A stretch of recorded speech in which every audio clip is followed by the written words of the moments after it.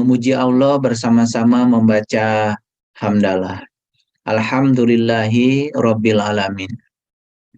Mari kita mohon ridho dan berkahnya. Semoga kajian kita malam ini bukan sekedar mendengarkan, tetapi kita diberi kemampuan untuk mengikuti yang terbaik, sehingga selanjutnya kita akan memperoleh hidayah, dan puncaknya kita semua menjadi ahlul bait, menjadi ulul albab, orang-orang yang senantiasa bisa mengingat Allah dalam keadaan berdiri, duduk, dan berbaring. Oleh karena itu, mari kita sapa asma Allah dengan kelembutan dan cinta, seraya membaca basmalah. Bismillahirrahmanirrahim.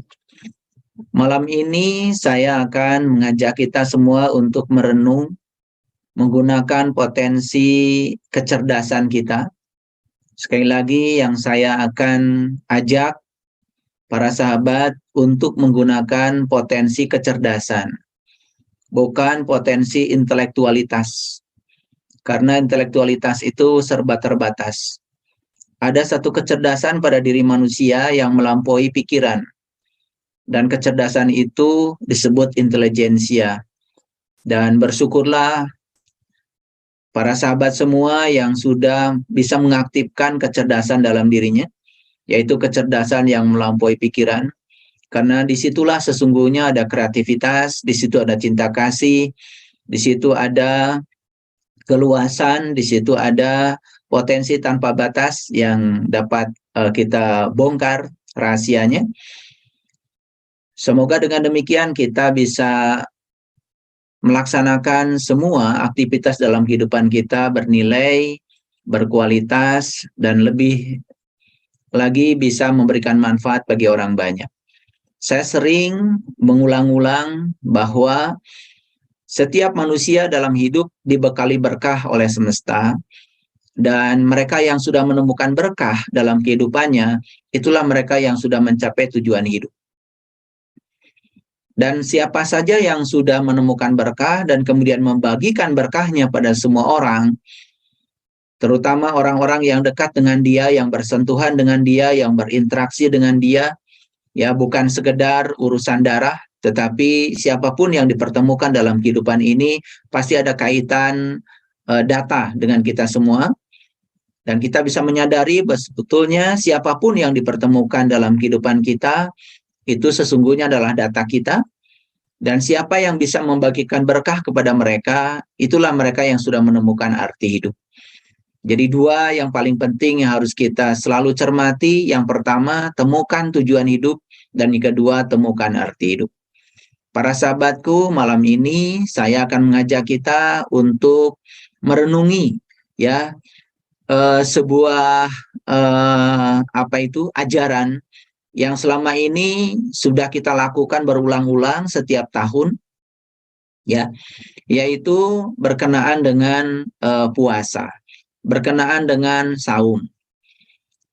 Dan saya tentu saja tidak akan menjelaskan puasa atau saum sebagaimana yang sudah dijelaskan kebanyakan orang, tetapi saya akan mulai ya untuk mengajak kita berpikir ya apa itu puasa, apa itu saum, dan sebetulnya dari mana perintah itu asal muasalnya, sehingga kita bisa mengerti secara cermat dan kita bisa melakukan itu dengan sebaik-baiknya sehingga hasilnya kita tidak terjebak pada kerugian yang mendalam.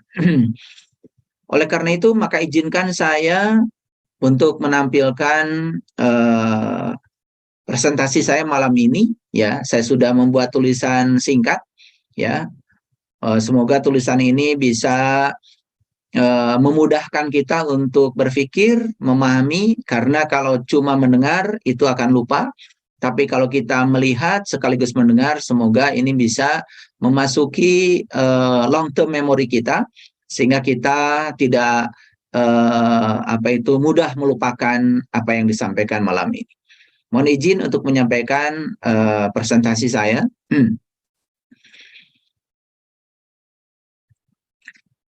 Baik ya, para sahabatku, ya, malam ini kita akan berbicara satu judul yang saya dapatkan Inspirasinya dari Quran surat Al-Baqarah ayat 183. Judul ini saya singkat menjadi seperti ini. Hanya orang yang beriman yang bisa melaksanakan saum. Hanya orang yang beriman yang bisa melaksanakan saum. Tentu saja saum yang akan saya bahas bukan sekedar mengatur makanan, mengatur pola makan, atau memindahkan jam makan dari siang menjadi malam. Bukan sekedar itu, tetapi banyak yang harus kita atur, bukan sekedar memindahkan pola makan, tetapi kita juga harus mencermati pola pikir kita, mencermati pola tindak kita, sehingga terjadi keselarasan antara tubuh fisik ya dengan tubuh energi, dengan tubuh mental, dengan tubuh intuisi, sekaligus dengan tubuh spiritual kita. Saya ingatkan bahwa sebetulnya kita memiliki 5 tubuh. Yang paling tinggi ya itu namanya tubuh spiritual. Di bawah tubuh spiritual ada yang namanya tubuh intuisi ya. Di bawah tubuh intuisi ada yang namanya tubuh mental. Di bawah tubuh mental ada yang namanya tubuh energi, dan di bawah tubuh energi ada yang namanya tubuh fisik. Jadi tubuh fisik ini sebetulnya adalah bagian yang paling kasar dari tubuh kita. Oleh karena itu, siapapun yang setiap hari hanya mengurusi tubuh fisiknya, maka dia tidak bisa menjangkau 4 tubuh yang lain. Tetapi siapa saja yang cerdas mengurusi tubuh yang di atasnya, terutama tubuh spiritualnya, maka banyak sekali riset yang telah membuktikan siapa saja yang bisa membangkitkan potensi pada tubuh spiritualnya, maka 4 tubuh di bawahnya akan dengan sendirinya terbangkitkan. Itu bedanya ya. Yang atas bisa menjangkau yang bawah, dan yang bawah tidak bisa menjangkau yang atas. Seperti kita melihat ruang atas ya, ruang kosong di atas kita yang sering oleh kita disebut langit ya. Padahal sebetulnya tidak ada yang namanya langit, yang ada ruang kosong antar planet. Sebut saja ada yang namanya langit itu untuk sementara waktu untuk menjelaskan sesuatu yang di atas itu ya tentu saja bisa melihat yang di bawah. Jadi langit itu bisa melihat awan, bisa melihat bumi. Tetapi bumi ya ketika terhalang sedikit saja oleh awan tidak bisa melihat langit. Nah, itulah pentingnya kita memulai dari atas ya, bukan memulai dari bawah. Makanya Nabi Muhammad juga mengatakan awwaluddin ma'rifatullah. Jadi awalnya agama itu mengenal Allah. Makanya para nabi, para rasul memulai perjalanan bukan dari bawah ke atas, tapi dari atas ke bawah. Dan ternyata ya para ilmuwan, para neuroscience juga membuktikan bahwa perjalanan dari atas ke bawah itu ya bukan sekedar memudahkan, tetapi itu sangat menjangkau semuanya. Makanya siapapun yang sehat tubuh spiritualnya, maka tubuh yang di bawahnya akan sehat ya. Oleh karena itu, saya malam ini tidak sekedar akan berbicara tentang saum atau puasa dalam konteks mengatur pola makan, tetapi lebih jauh dari itu adalah kita akan membicarakan saum dan puasa dalam konteks mengatur keselarasan antara tubuh spiritual, tubuh intuisi, tubuh mental, tubuh energi, sekaligus juga tubuh fisik.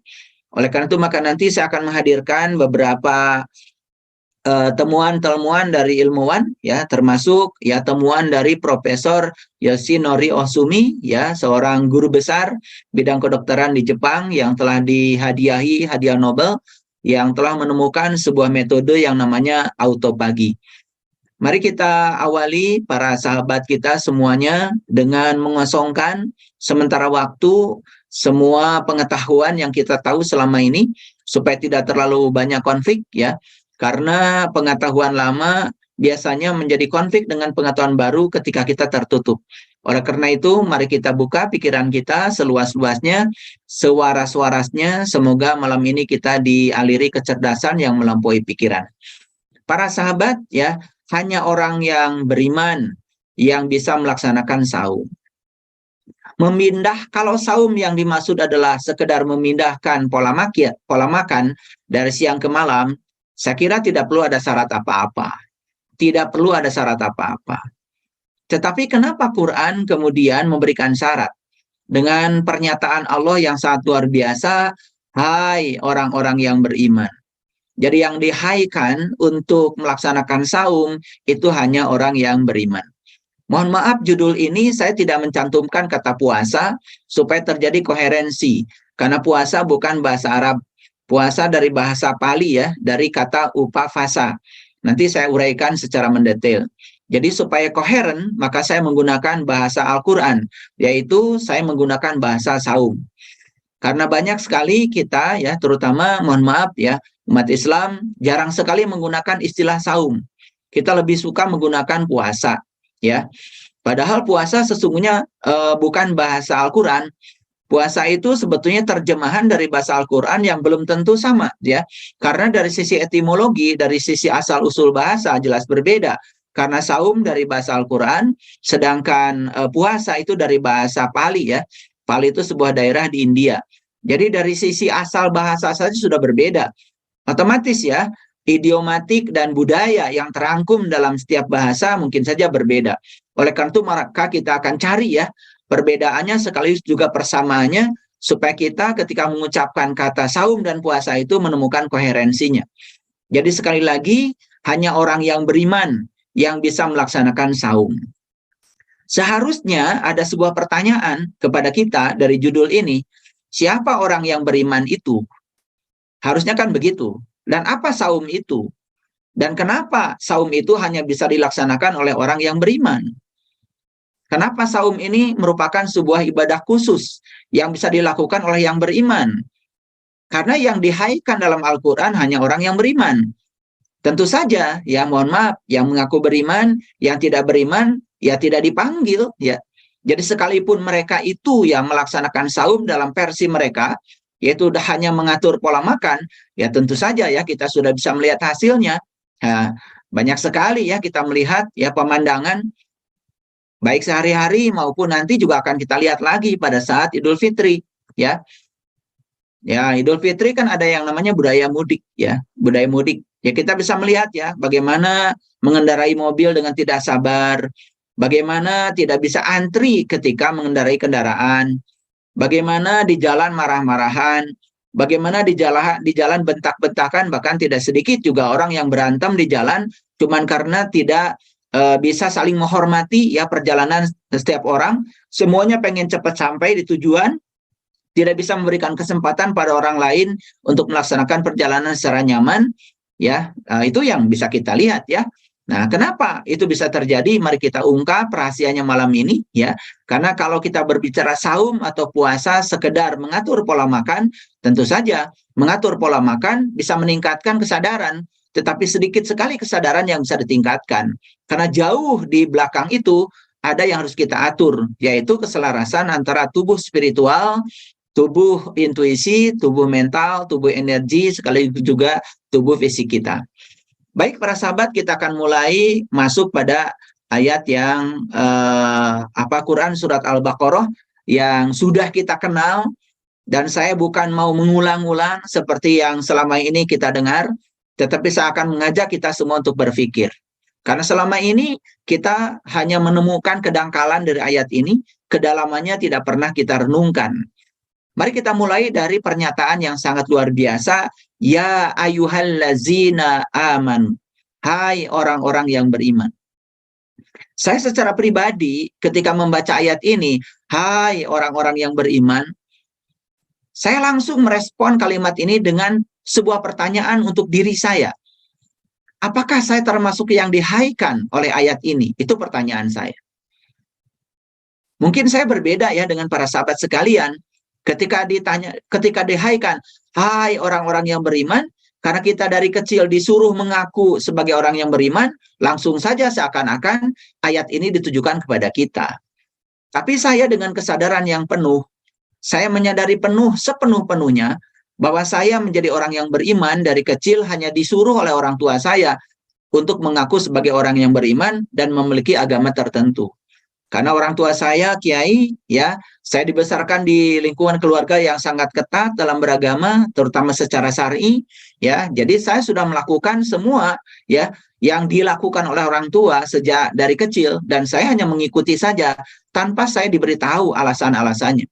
Jadi oleh karena itu maka saya ketika beranjak dewasa mulai mempertanyakan pada diri saya bukan menggugat orang tua saya.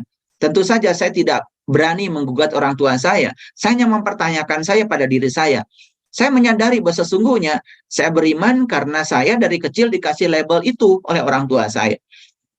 Dan saya juga tidak tahu orang beriman itu cirinya apa. Saat itu saya belum belajar. Tapi ketika saya belajar ciri-ciri orang yang beriman dalam Al-Quran, saya sangat terkejut dengan diri saya. Kalau kita membaca ciri-ciri orang yang beriman di Quran surat Al-Mu'minun, tentu saja kita akan sangat terkejut ya. Apakah ciri itu ada pada diri kita? Karena terasi tidak disebut terasi tentu saja. Kalau ya tidak ada baunya. Karena ciri terasi itu kan bau. Mari kita lihat dulu ciri orang yang beriman menurut tekstual yang ada dalam Al-Quran. Jadi oleh karena itu maka mohon izin saya akan menampilkan dulu ciri orang yang beriman sesuai dengan yang ada di dalam tekstual Al-Quran. Jadi mohon izin saya membuka dulu Al-Qurannya. Oke. Mohon maaf kalau gitu saya stop dulu yang ini. Kita buka dulu ciri orang yang beriman ya. Karena kan yang dihaikan orang yang beriman. Hai orang yang beriman. Itu kan yang dihaikan orang yang beriman. Makanya saya terus terang ya mengajarkan sesuatu pada orang lain sesuai dengan cara saya belajar.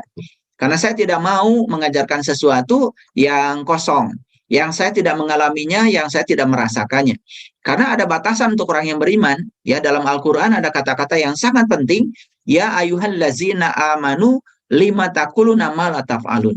Jadi hai orang yang beriman, kamu tidak boleh mengatakan sesuatu yang kamu tidak mengalaminya, tidak menjalaninya, tidak memahaminya, tidak merasakannya, tidak membuktikannya, ya, tidak langsung ya terlibat di dalamnya. Jadi tidak boleh orang yang beriman itu menyampaikan sesuatu apa kata orang. Tidak boleh orang yang beriman itu mengatakan sesuatu ya tanpa check and recheck. Tidak boleh orang yang beriman itu mengatakan sesuatu cuman menurut ya apa kata orang. Jadi oleh karena itu maka saya akan memulai kajian kita malam ini dengan membuka rahasia hai orang-orang yang beriman. Jadi yang dihaikan hanya orang yang beriman. Kita lihat ya dalam Quran surat Al-Mu'minun ya. Jadi kita mulai dari ayat yang pertama. Tentu saja saya tidak akan sempat untuk membuka semua ayat ya, karena tidak akan cukup waktu ya. Tetapi saya coba melihat beberapa ayat saja. Saya besarkan dulu supaya semuanya bisa membaca. Mohon maaf Pak Tony, sudah kelihatan di layarnya? Ya, baik ya. Jadi orang yang beriman ini, ya cirinya kan banyak dalam Al-Quran. Saya tidak akan bisa membahas Quran surat Al-Mu'minun sampai selesai, tapi saya hanya ingin mengajak kita untuk merenungi ayat ini. Sekali lagi, yang dihaikan untuk saum itu adalah orang yang beriman. Berarti kan ada logikanya. Tidak mungkin Allah menghaikan orang yang beriman untuk saum, dan logikanya Allah hanya mengatakan bahwa yang bisa saum adalah orang yang beriman, karena yang dihaikan hanya orang yang beriman. Berarti yang tidak beriman, yang mengaku beriman, yang pura-pura iman, jelas tidak akan bisa saum. Tetapi saum dalam konteks ya hanya sekedar mengatur makanan ya supaya pindah makan dari siang ke malam, saya kira ya syarat itu juga tidak terlalu mengikat ya, semua orang bisa. Bahkan anak kecil juga umur 4 tahun, 5 tahun kalau dilatih bisa ya.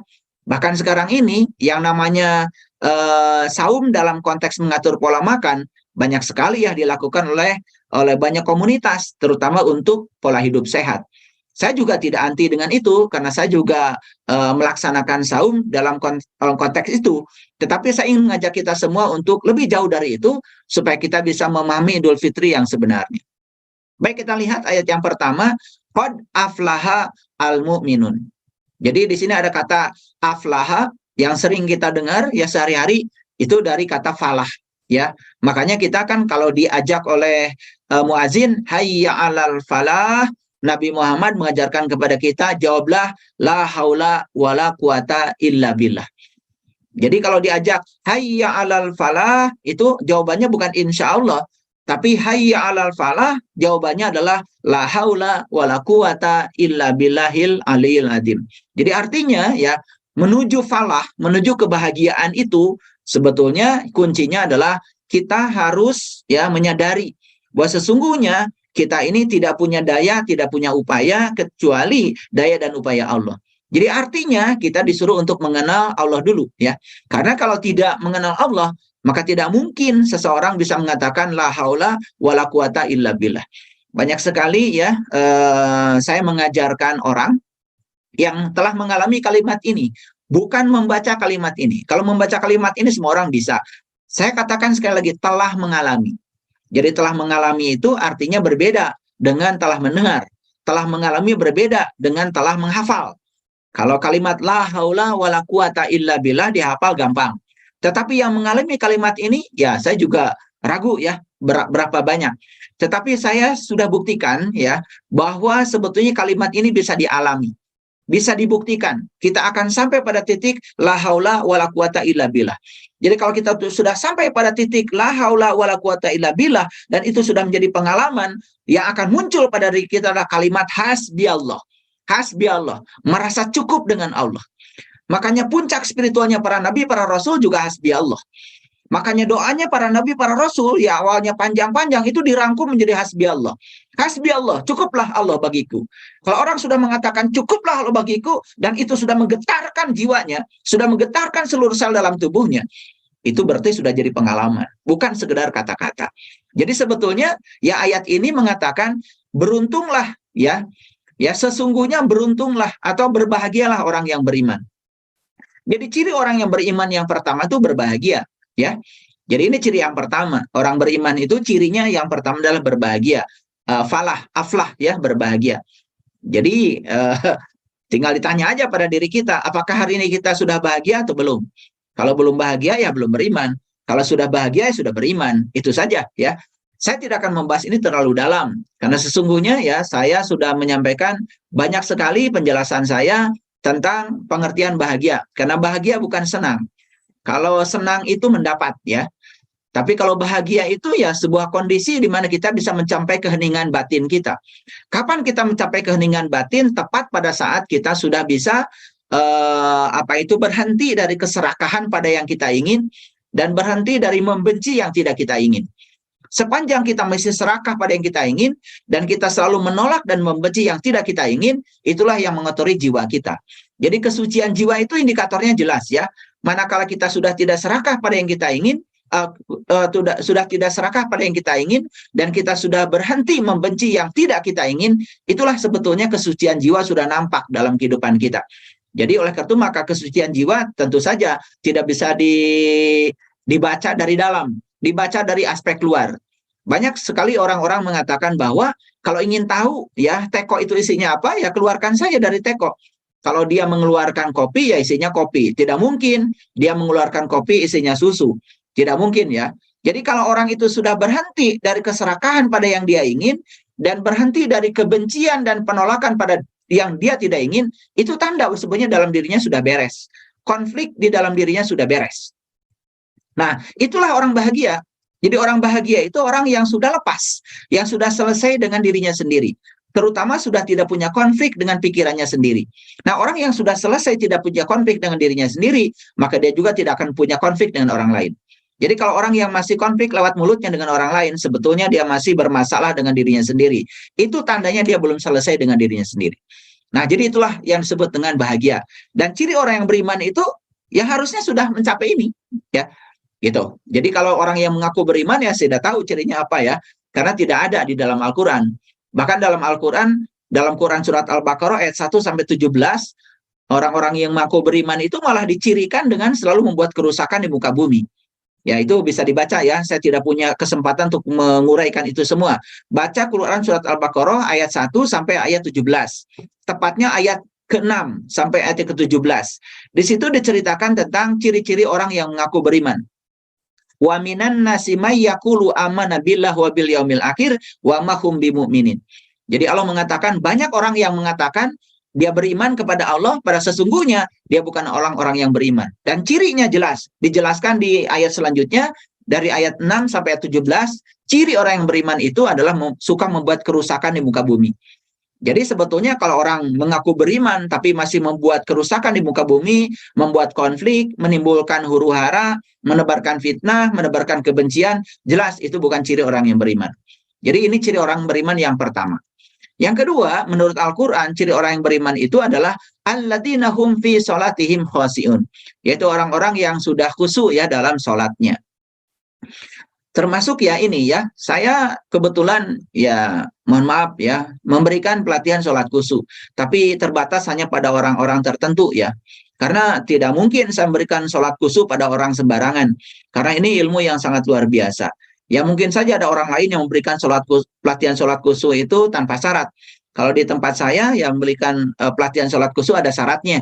Dan syaratnya ya tentu saja saya tidak kemukakan di sini, tapi saya harus melihat langsung. Saya harus berbicara langsung dengan orangnya. Apakah dia sudah layak untuk mengikuti pelatihan sholat khusyuk atau tidak? Jadi saya nanti bisa menentukan ini sudah layak atau belum. Ya, karena apa? Karena secara pengalaman, ya saya tahu kalau orang yang tidak layak, kemudian nanti diberikan pelatihan itu malah menyia-nyiakan hasil pelatihannya. Nah, apa yang dimaksud dengan sholat khusyuk? Saya tidak akan menggunakan persepsi saya. Jadi orang itu dikatakan khusyuk dalam sholatnya sebagaimana yang dikatakan dalam Quran surat Al-Baqarah, yaitu orang yang sudah berhasil mengingat Allah. Makanya definisi sholat khusyuk juga terbatas dalam Al-Quran. Ya, di Quran kan ada kata-kata wasta'inu bisobri wasolah wa innaha lakabiratun ila alal khasiin alladzina yadununa annahum mulaqu rabbihim. Jadi orang itu baru bisa sholat khusyuk kalau sudah mulaku robihim. Liko. Ya, liko itu bahasa Quran. Jadi kalau dia sudah mengenal jati dirinya yang sejati. Kalau orang belum mengenal jati diri yang sejati, apa yang bisa dia ingat? Otomatis kan sepanjang sholat, dia yang diingat adalah pikiran dan perasaannya sendiri. Itu ciri orang yang beriman yang kedua. Dia mohon dicatat ya. Ciri orang beriman yang pertama adalah sudah bahagia. Ciri orang yang beriman yang kedua adalah sudah bisa melaksanakan sholat khusyuk.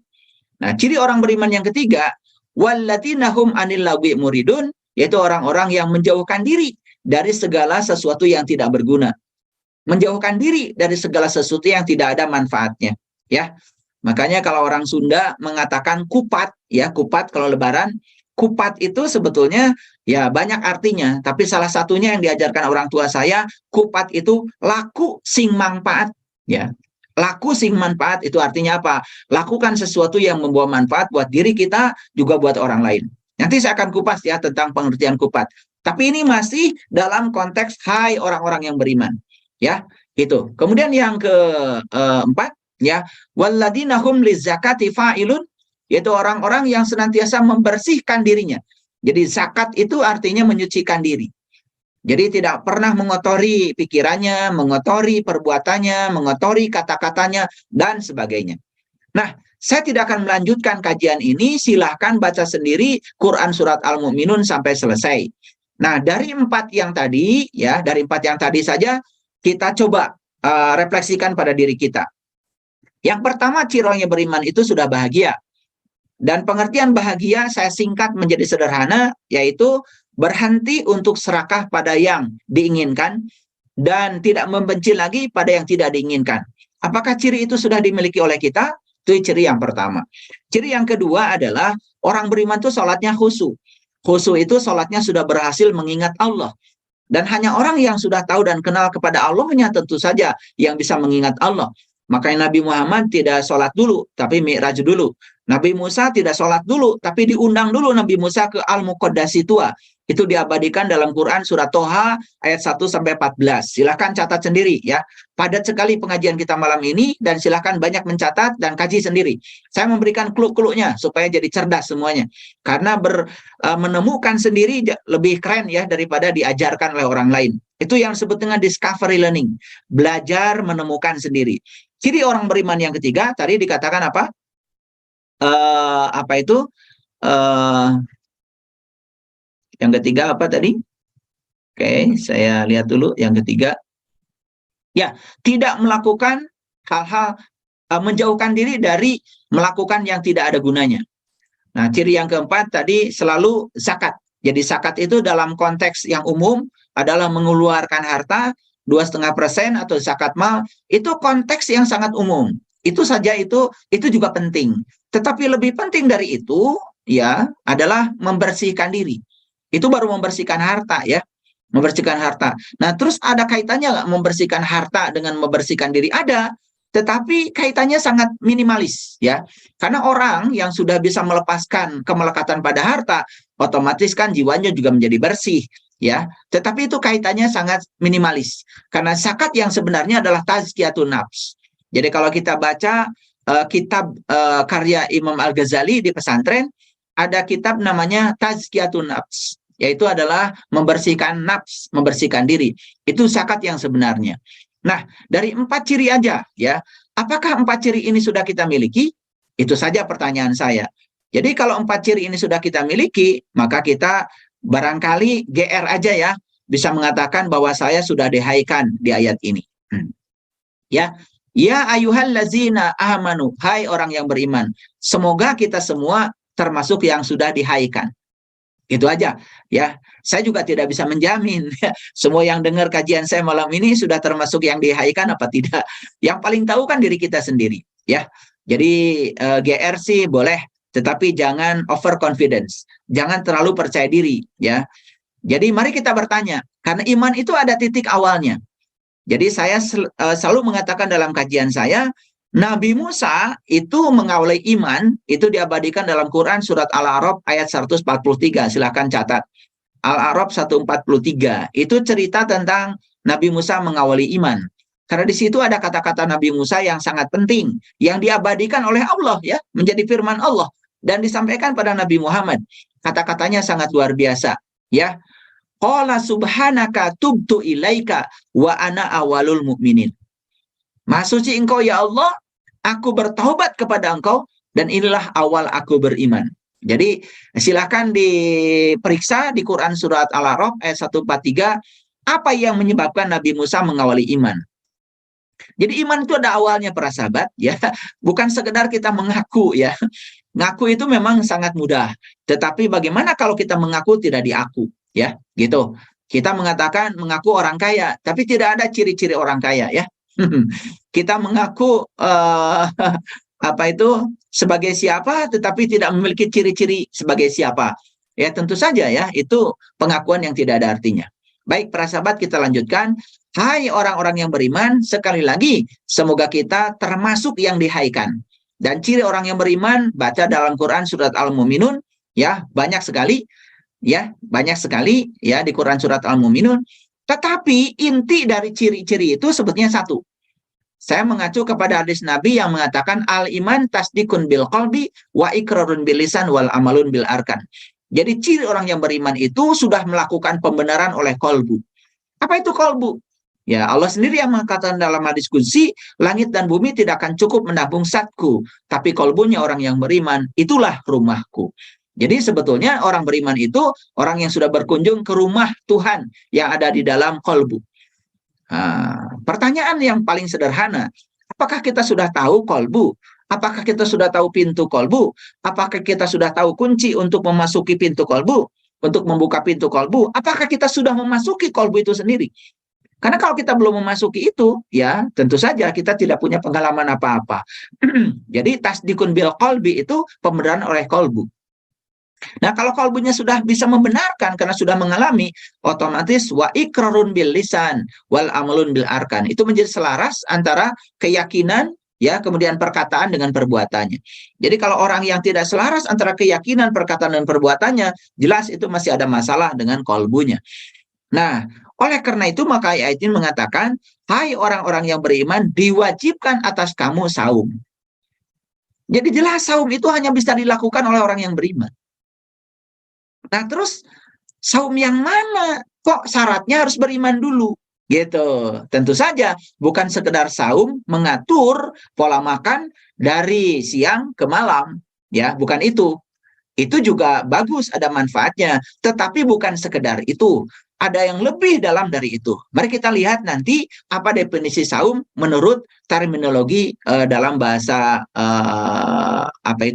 dalam bahasa Islam. Ya. Sebagaimana yang diwajibkan atas orang-orang sebelum kamu, ya agar kamu mencapai takwa. Jadi ada 3 yang saya garis besar, yang saya kasih tanda garis besar di sini. Yang pertama orang beriman, yang kedua saum, yang ketiga mencapai takwa. Ini mudah sekali diucapkan ya. Tetapi kalau nggak tahu ilmunya, aduh subhanallah ya. Saya juga mencari ilmu ini berpuluh-puluh tahun para sahabat ya. Saya ingin tahu orang beriman siapa. Yang kedua saya ingin tahu saum itu apa dan bagaimana melaksanakannya. Dan yang ketiga bagaimana mencapai takwa itu yang sebenarnya takwa. Makanya kan di Quran ada kata-kata ya ayyuhallazina amanu taqullaha haqqa tuqatih. Kita harus mencapai takwa sebenar-benarnya takwa. Ya, bukan takwa sekedar basa-basi ya. Dan takwa itu sebetulnya sesuatu yang sangat luar biasa bagi yang tahu ilmunya, tahu caranya. Baik, sekarang saya masuk dulu pada slide yang berikutnya. Ya, agak cepat sedikit ya. Jadi siapa orang yang beriman itu? Tentu saja iman ini ya kebalikannya dari kata kafir. Jadi mohon maaf ya, kata kafir ini kadang-kadang kita sering mengatakan kata kafir untuk menjuluki orang lain yang dianggap berbeda dengan kita. Padahal sebetulnya kata kafir ini sudah jadi bahasa umum, apalagi dalam bahasa Inggris kan kafir ya. Dalam bahasa Arab kafir ya, itu sebetulnya arti yang sebenarnya dalam kamus bahasa Arab kafir itu artinya tertutup. Jadi kalau kafir itu tertutup berarti iman itu terbuka. Siapa orang yang beriman? Ya jelas orang yang sudah terbuka. Terbuka apanya?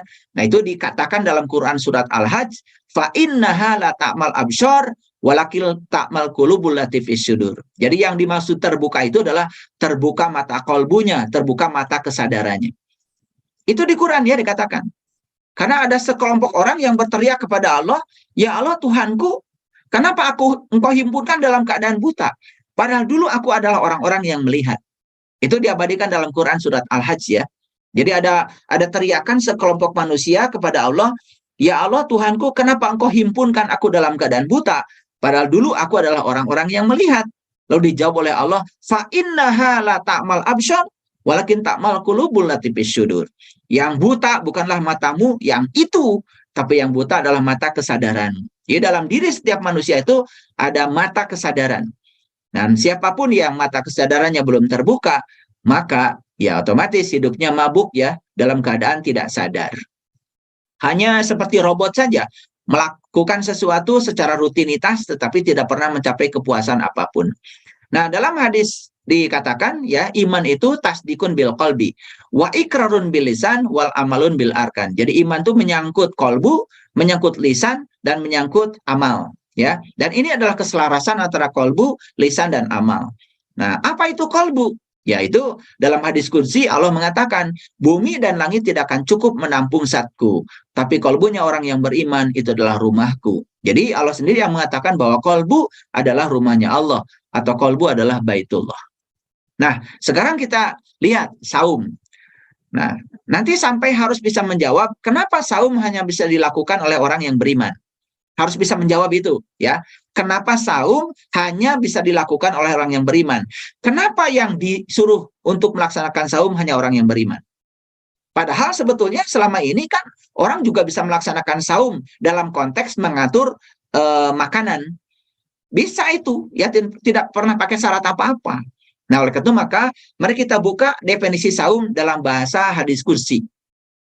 Jadi saum dalam hadis qudsi ya. Jadi kalau para sahabat membaca hadis, ada kumpulan hadis qudsi ya.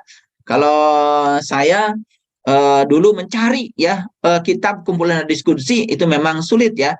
Tetapi ada ilmuwan ya dari Bandung namanya Profesor Dr. Jawad Dahlan. Beliau itu berhasil mengumpulkan hadis-hadis qudsi ya. Dan itu dibuat sedemikian mudah untuk dipelajari. Itu kalau di toko buku agama biasanya ada ya buku karya beliau itu. Ya. Jadi dalam hadis qudsi saum itu definisinya begini. Liso imi farhatani farhatun inda iftorihi wa farhatun inda liqa'i rabbih. Ada dua kebahagiaan bagi orang yang saum. Ini yang dikatakan di sini kebahagiaan, bukan kesenangan. Ada dua kebahagiaan bagi orang yang saum. Satu ketika berbuka, dan yang kedua berjumpa dengan Allah. Tentu saja bahagia tidak sama dengan senang. Seperti nikmat tidak sama dengan enak. Para sahabat hati-hati ya. Kalau kita makan, itu dengan berbagai macam makanan yang sangat luar biasa, tersedia semua, Nah, itu bukan nikmat, itu enak sebetulnya. Karena nikmat itu bahasa Al-Quran. Dan orang yang diberi nikmat cuma 4. Yang pertama para nabi, para sidikin, para syuhada, dan para solihin. Itu dicatat ya, itu diabadikan dalam Quran surat An-Nisa ayat 69. Jadi kalau saya lagi bicara begini, meluncur ayat-ayat, itu catat aja dulu, nanti direnungkan sendiri supaya kajian kita tidak banyak menyita waktu. Ya, jadi orang yang dapat nikmat cuma 4. Para nabi, para sidikin, para syuhada, para solihin. Jelas kan, tidak ada orang yang punya makanan banyak, tidak ada orang yang punya rumah bagus, tidak ada konglomerat di situ, tidak ada orang yang banyak hartanya gitu. Jadi kalau kita mengaitkan harta dengan nikmat itu keliru.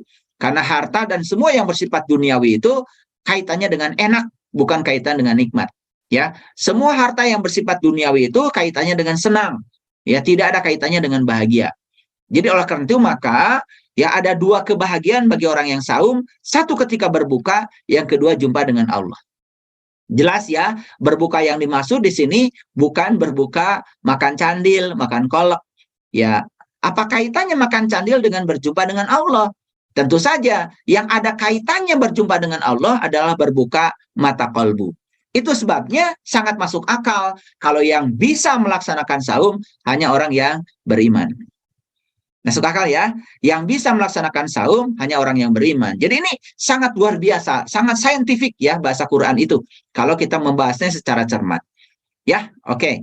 Jadi ada 2 kebahagiaan bagi orang yang saum, satu ketika berbuka, yang kedua jumpa dengan Tuhan. Jadi sebetulnya ya, yang 2 kebahagiaan ini bisa dicapai oleh orang yang saum.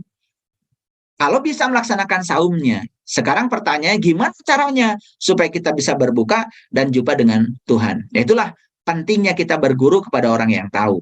Itulah saum dalam definisi hadis qudsi. Ya, gitu. Nah, kemudian bagaimana dengan saum mengatur pola makan? Itu juga bagus. Nanti akan saya jelaskan ya. Bahkan saya jelaskan secara saintifik berdasarkan temuan dari Profesor Yoshinori seperti yang saya sampaikan di pembukaan tadi. Nah, pertanyaannya, apakah saum sama dengan puasa? Oke, ya. Saya sudah katakan saum itu bahasa Quran, sedangkan puasa itu bahasa Pali, ya. Puasa itu asal kata upavasa. Jadi upa itu artinya adalah upaya, cara, usaha, metode, strategi, pendekatan, sedangkan fasa artinya adalah tinggal, bertempat, berdiam diri. Sehingga ya para spiritualis mengatakan bahwa upavasa itu adalah metode atau cara untuk berdiam diri ya di dalam keluhuran. Jadi sebetulnya upavasa itu adalah upaya atau metode supaya kita tetap berdiam diri dalam keluhuran. Nah, kenapa saum kemudian diartikan puasa? Kenapa saum dan puasa kemudian dikaitkan dengan mengatur pola makan? Sehingga makan di siang hari, minum di siang hari, dan lain-lain. Ya, aktivitas yang berhubungan dengan makan memakan itu dipindahkan menjadi malam hari. Ya, itu karena ya itu juga bagus ya untuk meningkatkan kesadaran. Walaupun ya peningkatan kesadaran dari situ juga tidak terlalu besar. Oleh karena itu maka yang paling besar meningkatkan kesadaran adalah upaya untuk selalu berdiam diri dalam keluhuran. Jadi selalu eling lan waspodo kalau istilah leluhur kita, ya, selalu eling dan waspada. Nah, jadi eling dan waspada tentu saja tidak hanya sekedar bulan Ramadan, ya. Jadi sebetulnya Ramadan itu kalau menurut guru saya ada 5 hurufnya. Ro-nya adalah rahmatullah, yang kedua mim-nya adalah ma'rifatullah, yang ketiga adalah do-nya duyufullah, kemudian ada alif di situ adalah Allah, dan ada nun adalah nurullah. Jadi sebetulnya ya Ramadan itu adalah rahmatullah. Jadi rahmat Allah yang paling besar adalah kita bisa ma'rifatullah, mengenal Allah. Kemudian ketika kita sudah mengenalnya, maka kita sudah tahu cara untuk melaksanakan saum yang sebenarnya, maka kita setiap saat akan menjadi duyufullah. Jadi duyufullah itu artinya tamu-tamunya Allah. Siapapun yang menjadi tamunya Allah, maka dia akan selalu bersama alif Allah. Wujudnya adalah nurullah. Itulah cahaya Allah. Oleh karena itu maka ya para leluhur kita merayakan ya akhir dari proses saum atau upavasa itu dengan kupat ya, dengan kupat. Jadi kupat itu terbuat dari janur. Janur itu daun kelapa muda. Nah, ada yang mengatakan bahwa janur itu dari ja'anuron, dari bahasa Arab, telah datang cahaya. Nah, ada juga yang mengatakan bahwa janur itu asal dari bahasa Jawa, sejatine nur. Ya, itu juga sangat luar biasa. Tapi yang jelas janur itu berhubungan dengan apa itu cahaya. Jadi sangat masuk akal ya, karena semuanya menjadi koheren. Jadi oleh karena itu maka ya saum dengan puasa itu ada irisan. Dan kenapa kemudian kata puasa lebih banyak digunakan untuk menerjemahkan saum? Karena ada irisan. Jadi kalau puasa itu adalah berdiam diri di keluhuran, ya, sedangkan saum juga ya terbukanya mata kolbu dan kemudian bisa berjumpa dengan Allah, maka ini kan sangat sangat relevan ya, sangat relevan. Kalau kita melaksanakan saum dan puasa dalam dimensi ini, ya gitu.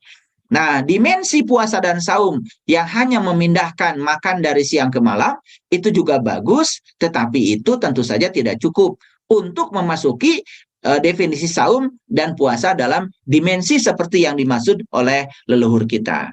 Nah, oleh karena itu maka ya saya menjelaskan kembali arti puasa. Jadi puasa atau upah puasa itu adalah usaha untuk berdiam diri di alam keluhuran atau berdiam diri di kesadaran tertinggi. Nah, kesadaran tertinggi bahasa Al-Qur'annya adalah Sidratil Muntaha. Jadi sangat relevan ya.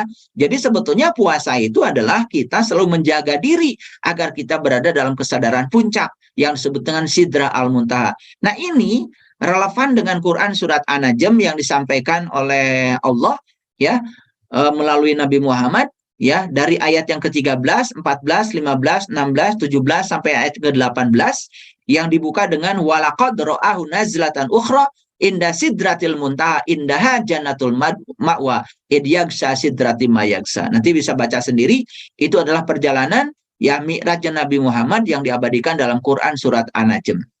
Itu luar biasa ya. Jadi puasa berarti berada lebih dekat dengan diri sejati atau keterpusatan pada diri sejati. Nah, ada juga yang mengatakan bahwa puasa ya katanya pusatkan akal jeung rasa ya kanu maha kawasa. Itu kata orang Sunda ya. Jadi puasa pu-nya adalah pusatkan, a-nya adalah akal, ya sa-nya adalah rasa. Pusatkan akal jeung rasa kanu maha kawasa. Ini kan sebetulnya eling lan waspodo juga. Nah, itulah ya ini kan sebetulnya bahasa gotak-gatok namanya ya. Nah, tetapi nggak apa-apa ya bahasa gotak-gatok yang paling penting ya ada maknanya ya. Jadi puasa itu adalah pusatkan akal jeung rasa kanu maha kawasa. Itu juga sangat bagus. Ini sangat berkaitan dengan definisi puasa dari bahasa Pali yang artinya adalah berdiam diri dalam keluhuran atau berdiam diri di kesadaran tertinggi. Jadi mengapa praktik puasa atau saum menjadi tidak makan dan minum di siang hari? Nah, ini salah satu upaya. Salah satu upaya. Kenapa? Sudah terbukti bahwa ya ketika kita ya belajar untuk mengendalikan piring kita, belajar untuk mengendalikan mulut kita, ternyata itu ada kaitan dengan emosi kita. Makanya sebetulnya dunia ini ditentukan oleh ya piring dan mulut ya. Jadi untuk melihat dunia lihat aja piring seseorang dan mulut seseorang. Jadi kalau piringnya itu mohon maaf ya banyak sekali dengan apa itu makanan-makanan yang memiliki intensitas karma yang tinggi ya, yaitu menyakiti makhluk ya. Berarti kan sebetulnya itu sudah jelas, yaitu akan berpengaruh pada emosi seseorang. Jadi penting ya untuk memperhatikan piring kita, penting untuk memperhatikan mulut kita. Karena yang membentuk tubuh kita itu adalah piring dan mulut sebetulnya ya. Jadi tubuh seseorang itu ditentukan oleh piring dan mulutnya. Nah, termasuk juga emosi seseorang. Baik ya, sekarang saya mau uraikan sedikit ya. Ada kaitan antara puasa atau saum ya yang tadi sebagai satu upaya yang sederhana adalah memindahkan pola makan dari siang ke malam. Itu pun ya akan berhasil kalau malamnya tidak main hantam ya. Jadi kalau dipindahkan dari siang ke malam, kemudian malamnya juga tidak berhenti makan, ya tentu saja gak ada artinya ya. Mari kita buka dulu ya sedikit tentang apa itu teori autolisis. Jadi teori autolisis itu adalah teori yang ditemukan oleh Yoshinori Ohsumi, seorang guru besar bidang kedokteran yang memenangkan hadiah Nobel di Jepang, dan beliau menyampaikan sebuah teori namanya autopagi. Jadi autopagi itu artinya adalah melaparkan tubuh dan sel. Jadi gini ceritanya ya. Nah, kalau kita misalkan melaksanakan puasa atau saum dalam konteks yang sederhana, yaitu mengatur pola makan dengan tidak makan dan minum di siang hari. Coba kita hitung ya waktunya. Jadi kalau kita mulai sahur, misalkan sahur ya, imsaknya itu jam 4, setelah sahur kemudian imsak jam 4 ya, jam 4 pagi, maka jam 4 itu sampai jam 12 itu kan 8 jam. Betul ya, jam 4 sampai jam 12, 8 jam kan. Nah, dalam 8 jam itu ya, itu sebetulnya baru proses di mana makanan yang dimakan pada sahur itu diselesaikan oleh lambung. Itu baru proses menyelesaikan. Autopagi belum terjadi di situ. Proses autopagi belum terjadi di situ. Proses autopagi itu terjadi dari jam 12 ke sana. Nah, ketika tubuh kita lapar, ternyata sel-sel dalam tubuh kita juga lapar. Nah, ketika sel dalam tubuh kita lapar, maka sel yang lapar itu ya oleh Profesor Yoshinori dikatakan dia akan memakan sel-sel mati. Nah, jadi proses pembuangan sel-sel mati dalam tubuh yaitu dengan bantuan sel-sel yang lapar tadi itu yang disebut dengan proses autolisis. Nah, sebetulnya ada yang namanya autopagisom. Jadi autopagisom itu adalah protein yang dihasilkan pada saat tubuh kita itu dalam keadaan lapar.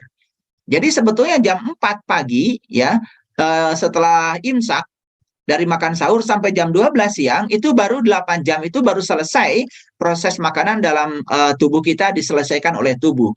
Nah, dari jam 12 ke sana sampai jam 6 sore disitulah terjadi yang namanya proses autolisis. Di situ terjadi yang disebut dengan autopagi. Di situ akan terbentuk namanya protein autopagisom.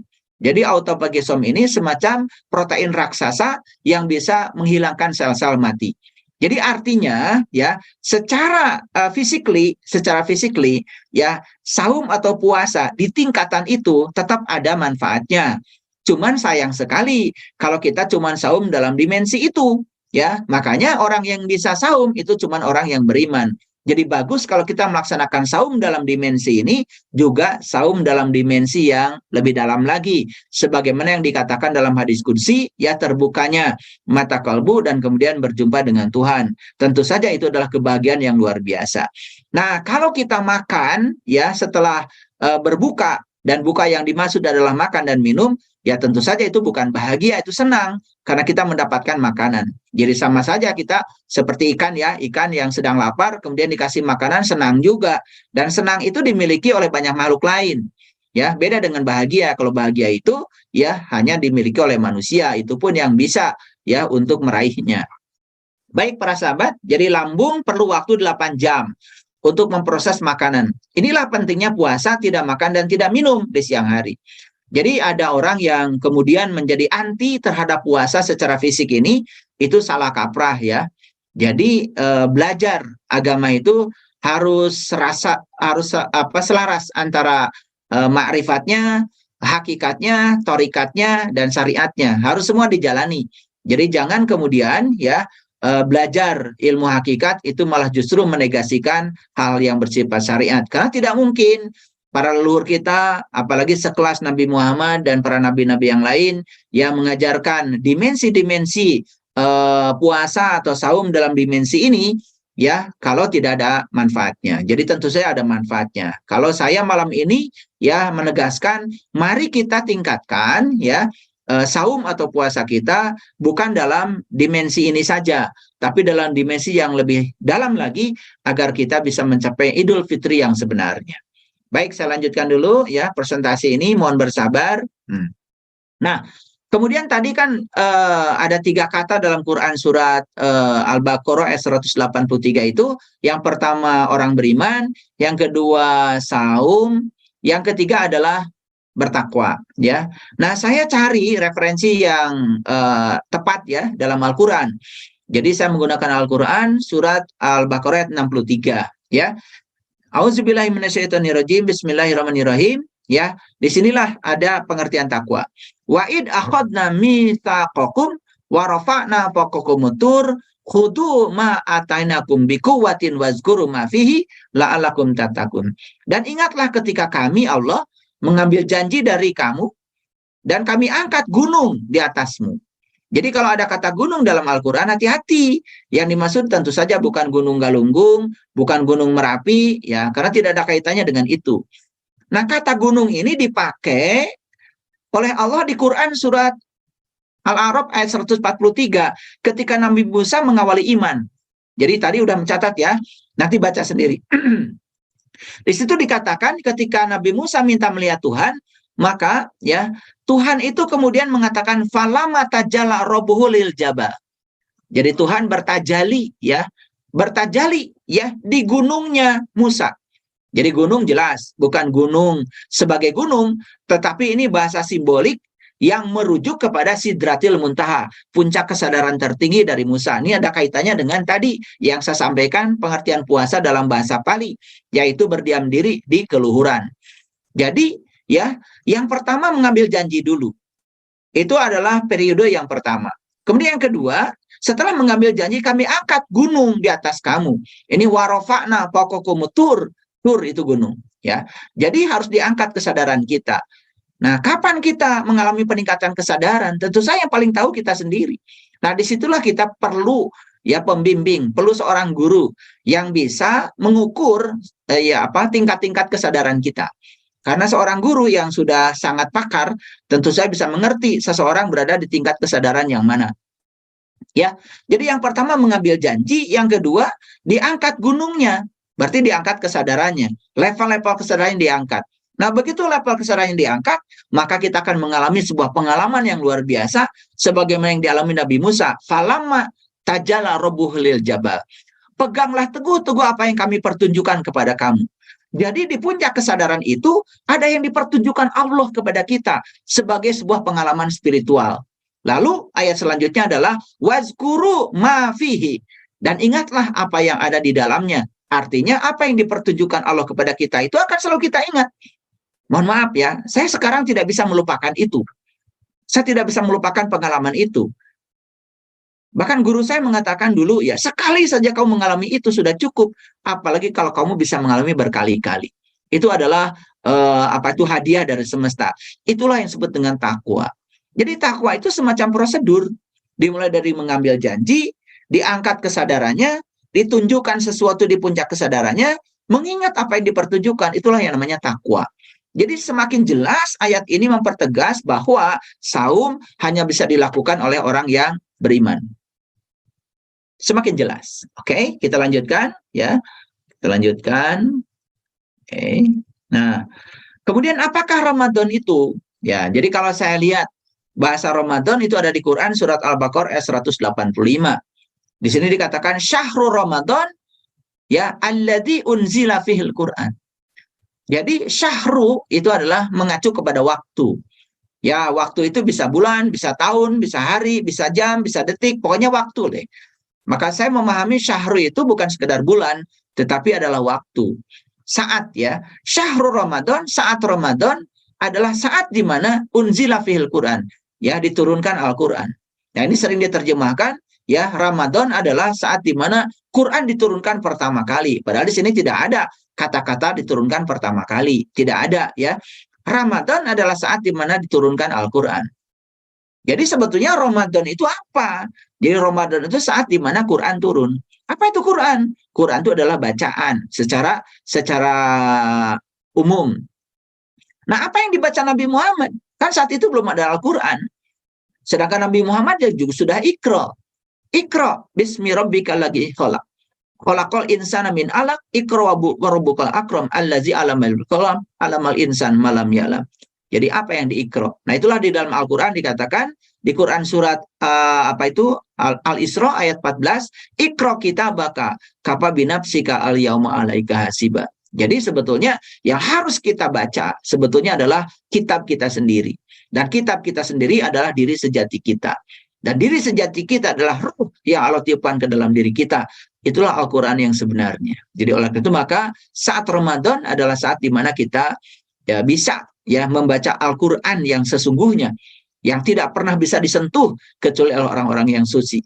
La yamasu ilal mutahharun. Tidak ada yang bisa menyentuh Quran itu kecuali orang-orang yang sudah suci. Jadi Quran dalam pengertian fisik ya tentu saja Quran yang tertulis, dan kita sudah mengenal Quran itu, dan ternyata Quran yang itu ya siapa saja bisa menyentuh kan. Sedangkan di dalam Al-Quran sendiri ada batasan, yang bisa menyentuh Quran itu hanya orang-orang yang suci.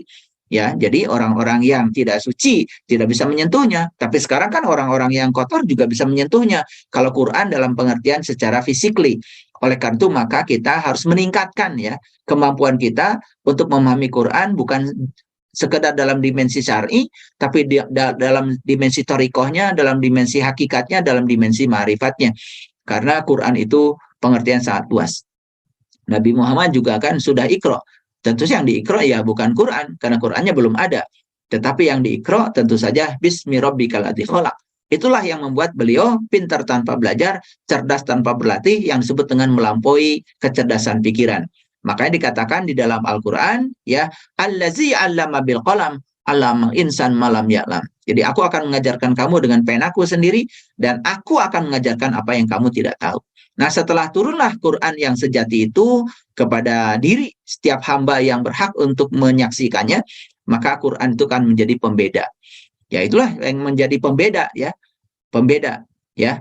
Nah, oleh karena itu maka Ramadan dalam pengertian syar'i ya tentu saja nama bulan, tetapi dalam pengertian hakiki ya tentu saja Ramadan seperti yang saya sampaikan tadi, di mana kita bisa mendapatkan apa itu rahmatullah, ma'rifatullah, duyufullah, ya Allah dan nurullah. Kenapa demikian?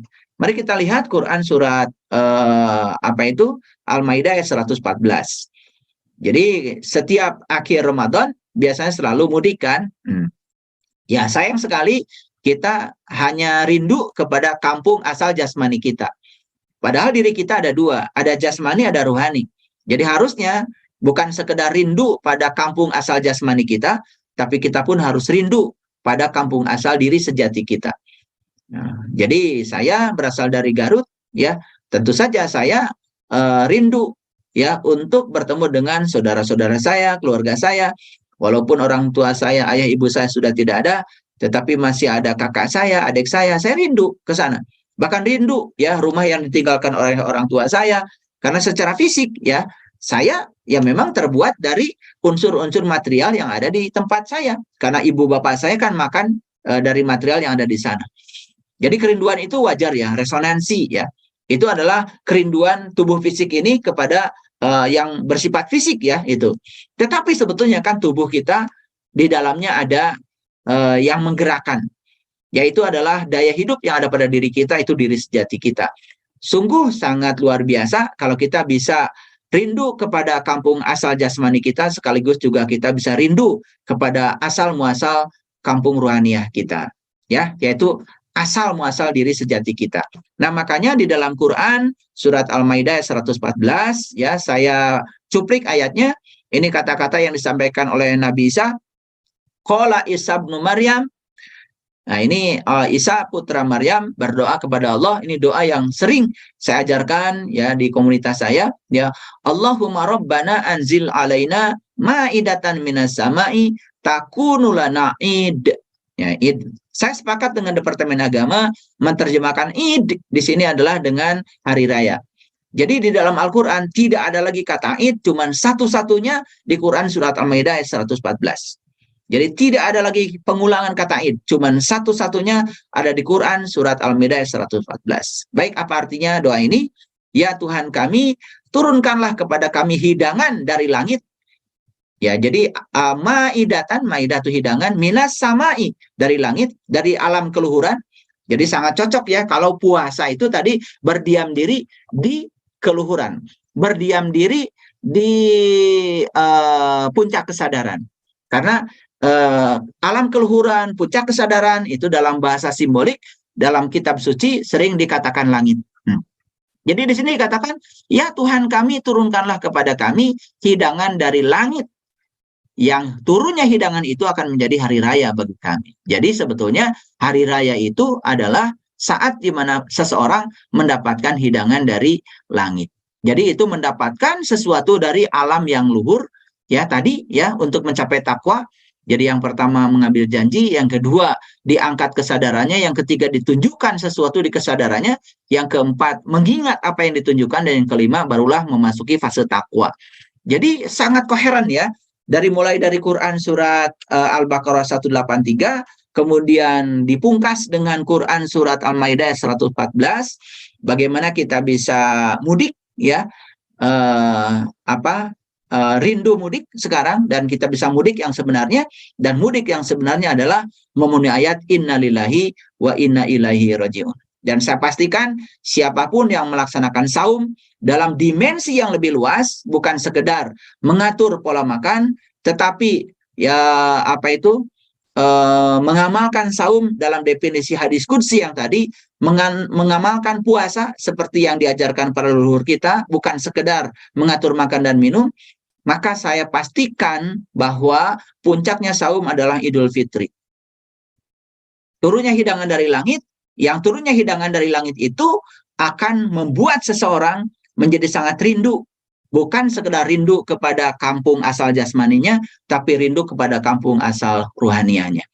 Dan di samping itu, maka hadiahnya adalah terjadi keselarasan antara tubuh spiritual, tubuh intuisi, tubuh mental, tubuh energi, dan tubuh fisik. Jadi terjadilah keselarasan antara tubuh, pikiran, dan jiwa, dan itulah sebetulnya hasilnya saum atau puasa yang sebenarnya. Baik, itulah para sahabat yang bisa saya jelaskan malam ini. Mungkin saya akan membuka beberapa pertanyaan bagi yang mau bertanya. Tetapi kalau tidak ada pertanyaan, saya senang sekali, karena memang ya, apa yang saya sampaikan ini bukan untuk diperdebatkan, tetapi untuk direnungkan. Semoga suatu saat para sahabat bisa merasakan apa yang saya rasakan. Sekali lagi, saya hanya menyampaikan yang saya rasakan, yang saya alami. Saya tidak berhak menyampaikan yang tidak saya rasakan, yang tidak ada saya alami, apalagi yang tidak saya lakukan. Terima kasih. Assalamualaikum warahmatullahi wabarakatuh. Baik, sudah ada penanya. Silakan, udah Jafri. Ya. Terima kasih Ayah. Assalamualaikum warahmatullahi wabarakatuh. Waalaikumsalam warahmatullahi wabarakatuh. Terlebih dulu Ayah, kita mengucapkan selamat kepada kawan-kawan nanti yang akan mau menjalankan ibadah saum. Ya. Begini Ayah, tema kali ini rupanya kita agak melenceng dari yang hari ini. Yang minggu kemarin saya tertinggal Ayah, mengenai masalah ruh. Ruh itu diberikan hanya sedikit ilmunya. Satu. Yang kedua, bagaimana pertolongan kita terhadap keluarga kita yang mau menghadapi sakaratul maut. Cuman itu Ayah, mohon penjelasannya. Oke. Baik, terima kasih udah Jabri. Saya kira pertanyaan udah tidak melenceng dari kajian kita malam ini. Jadi walaupun kita hari ini membahas perkara saum atau puasa, tetapi saum dan puasa yang saya bahas bukan sekedar fisik kan, tetapi lebih dari itu. Ya, semoga para sahabat, saya cuma bisa mendoakan saja, semoga para sahabat bisa mendapatkan ilmu untuk bisa melaksanakan saum yang sebenarnya. Dan tentu saja ilmunya tidak bisa diberikan di sini karena ada etika untuk menyampaikan ilmu, ya. Karena ilmu itu ada ilmu khusus, ada ilmu umum, ada ilmu yang lebih khusus lagi, harus disampaikan di tempat khusus dengan cara yang khusus pada orang yang khusus. Jadi oleh itu mohon maaf kalau saya malam ini membatasi itu. Baik, saya akan menjawab pertanyaan Uda Japri, selalu selalu cerdas ya pertanyaannya. Itu kan sebetulnya pernyataan Allah dalam Al-Quran. Wa yas'alunaka 'anir ruh. Dan seandainya ada yang bertanya tentang ruh, Qul ar-ruh min amri Rabbi. Katakanlah bahwa ruh itu urusan Tuhanku. Awas ya. Jika ada yang bertanya tentang ruh, maka katakanlah ruh itu urusan Tuhanku. Jadi bukan berarti bahwa seseorang tidak boleh tahu tentang ruh. Cuman kalau ada yang mengatakan tentang ruh, katakan ruh itu urusan Tuhanku. Karena ruh itu urusan Tuhanku, maka urusan ruh jangan bertanya pada yang lain maksudnya. Udah tanya sama Tuhan aja, gitu aja kok. Gitu sebetulnya. Makanya dipungkas dengan kata-kata wa ma utitu minal ilmi illa qalila. Dan tidaklah aku memberikan ilmu kecuali sedikit. Nah, ini kata-kata ini penting. Nah, sering diartikan oleh orang yang awam, udah jangan tanya urusan ruh, kan kita tidak diberi ilmu, kecuali ilmunya sedikit. Loh, ilmu yang sedikit itu harus dicari. Karena ilmu yang sedikit itulah yang akan mengantarkan kita untuk tahu bagaimana kita bisa menanyakan urusan ruh kepada Tuhanku. Itu. Jadi keren sekali Al-Quran itu ya. Wayas alunaka anir ruh. Awas ya, tidak melarang. Tuhan tidak melarang. Ya, kalau bukan berarti, kamu jangan tanya-tanya urusan. Tidak ada kan begitu. Cuma Tuhan mengatakan, apabila ada yang bertanya tentang ruh, katakan ruh itu urusan Tuhanku. Kalau ruh urusan Tuhanku, ya sudah. Urusan ruh, tanya aja sama Tuhanmu. Jangan tanya yang lain, jangan tanya udah japri. Nah, wama utitu minal ilmi illa qalila. Tidaklah kamu diberikan ilmu kecuali sedikit. Cari yang sedikit itu. Karena yang sedikit itulah yang akan bisa membuka semua rahasia ilmu yang banyak. Itu, udah. Ya, udah saya jawab ya. Oke. Nih, pertanyaan cerdas saya jawabnya ya harus lebih cerdas lagi. Silakan. Ya, ada Mas Baim. Mas Abim ya, Mas Abim. Ya, Mas Abim silakan. Mohon izin ya, nanti kalau saya tidak terlalu banyak memberi kesempatan bertanya. Assalamualaikum Ayah. Silakan Mas Abim. Di mana Mas?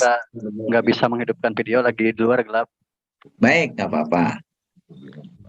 Silakan Salam Mas Abim. sejahtera untuk kita semua yang hadir di sini saat ini dan sekarang. Salam sejahtera. Mohon maaf, mungkin pertanyaan saya di luar tema dan mungkin terkesan bodoh. Setiap orang pasti mempunyai masa lalu yang berbeda-beda, dalam arti tidak sama. Ada yang baik, ada yang buruk. Tentu jika kita diberikan pilihan, pasti kita akan memilih yang baik dan takdir yang baik.